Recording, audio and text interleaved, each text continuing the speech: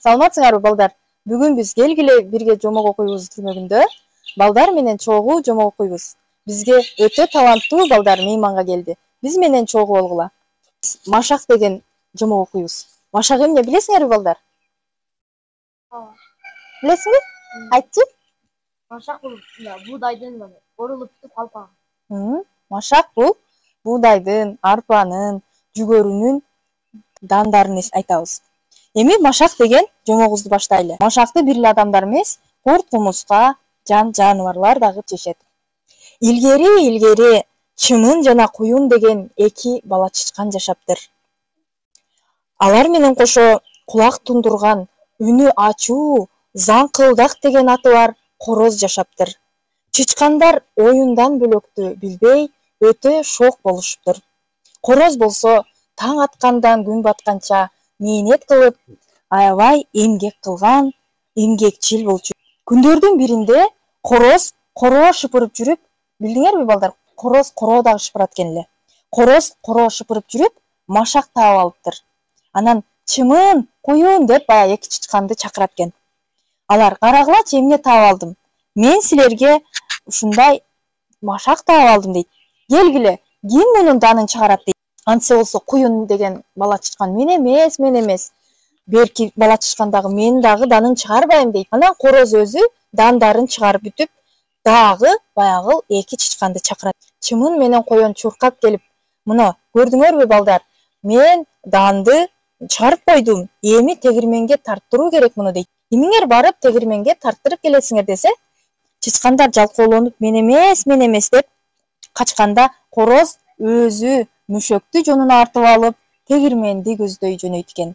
Тегирмен өтө алыс болот. Ал жерде жолдон ар кандай жырткычтар кол салышы мүмкүн эле. Айры куйруктар бар болот. Алар болсо дандарын алып алышы мүмкүн эле.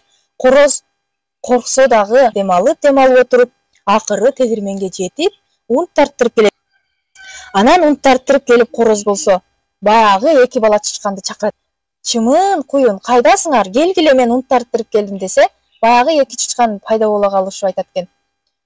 Эми унду камыр кылып токош жабыш керек. Анда эмесе кимиңер токош жабасыңар десе, экөө тең мен эмес деп кыйкырышат. Короз болсо өзү камыр жууруп, өзү отун таптап, өзү токош жабат. Токош жаап бүтүп, анан баягы дагы чымын менен куюн токош жаап бүткөндөн кийин келип, ой, мынча жыттуу, мынча жакшынакай, мынча сонун токоштор, биз дагы жейбиз деп стөлдүн чекесине отуруп калышат. Анан короз токтогула, ким данды тапты дейт. Сен таптың. Ким данды чыгарды? Сен кылдың. Ким тегирменге барып ун алып келди? Сен тарттырып келдиң. Ким камыр кылып, от жагып, токоч бышырды десе, сен кылдың дейт экен. Баарын сен жасадың, сен кылдың деп корозду айтышат. Анан экөөңөр эмне кылдыңар дегенде, чымындар үн катпай акырын секин стөлдүн үстүнөн түшүп кетишет. Короз болсо жанагы жалкоолорго өзүнүн таттуу токочторун бөлүшкүсү келбептир. Көрдүңөрбү балдар? Жалкоолонсо эмне болот экен?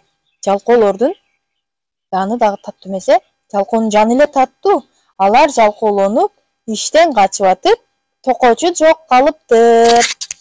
Тейтбек манас айтып берет. Кел огой. Алаке хандын кыргыздары чабышы дегенден айтып берсем. Атасы орозу өлгөндө кайра келбесиң дайды.